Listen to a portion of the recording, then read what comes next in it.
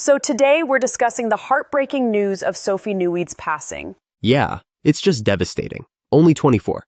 Just 24, so young, yet she had such an impactful early career. Films like Mammoth, Noah, Margot at the Wedding, a lot of people remember her from those. Absolutely, and she started so early. Her debut was at age 6 in Bella. 6. That's incredible. She worked with huge names too. Michelle Williams, Nicole Kidman. And not just films, she did TV, Law and Order, What Would You Do? Right. Her last credit was around 2015, I think. Yeah, so even before adulthood, she had a decade-long career. Which makes this loss feel even heavier. There was so much more ahead. Let's talk about what we know regarding her passing. The family's statement points to self-medication, trying to cope with deep emotional pain. Right? They mention unresolved trauma.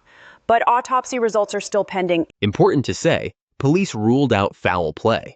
It's under investigation, but no suspicion there. Reports also say someone was with her, a man who's cooperating, not considered a suspect. Which aligns with the family's narrative. No indication of outside harm. Shifting to her background, she was born in Burlington, Vermont, right? That's correct. Her mom owned a small theater and was an actress herself. So she literally grew up around storytelling and cinema. One story says she saw Something's Gotta Give at age 4, and that sparked it. A child captivated by film in her mother's theater. That's poetic. Her family described acting as more than work. It was a deep outlet for her. Like a lifeline, a way to connect and express emotions she couldn't otherwise.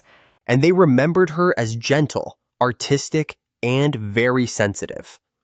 That kind of sensitivity can be both a gift and a heavy burden. Some of her writing hinted at inner struggles she faced quietly. So perhaps the trauma wasn't recent. Maybe it had lingered for years. Could be. But she was seeking help, according to the reports. Which is significant. She had a support network. She reached out. Still, sometimes even support isn't enough if the pain runs deep. Exactly. Healing isn't linear. Trauma doesn't obey logic. And that leads us to the wider issue here. Mental health in entertainment. Especially for child actors, the pressure is enormous. Imagine growing up constantly watched, judged, molded. You lose sight of who you are outside the roles. There's also the fear of fading out, identity crises, isolation. It's adolescence under a spotlight. Not easy at all. And when we look at the family's request for donations, it tells us something. Right. They asked for donations to RAIN. That's the Rape, Abuse, and Incest National Network. A very telling choice. It suggests the trauma may have been specific and painful. It also shows the family's desire to help others by speaking out. Turning tragedy into advocacy, that takes strength.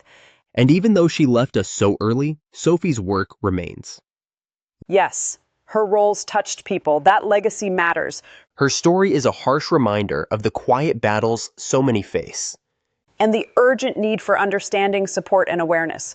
Particularly in high-pressure spaces like the film industry. But really, this goes beyond Hollywood. Definitely. These conversations belong everywhere. So if we sum this up, Sophie's death appears linked to self-medication. An attempt to soothe long-term pain, possibly tied to trauma. But again, mental health is deeply complex. And recovery isn't always visible or simple. Her passing opens the door to ask how we can do better. Better at listening. Better at noticing signs. Better at being safe spaces for people to talk. Because sometimes, just knowing someone cares makes all the difference. And maybe that's the lasting call of her story. To check in, to show up, to be kinder. If even one person gets help because of this conversation, then maybe, in some way, that's part of her legacy too.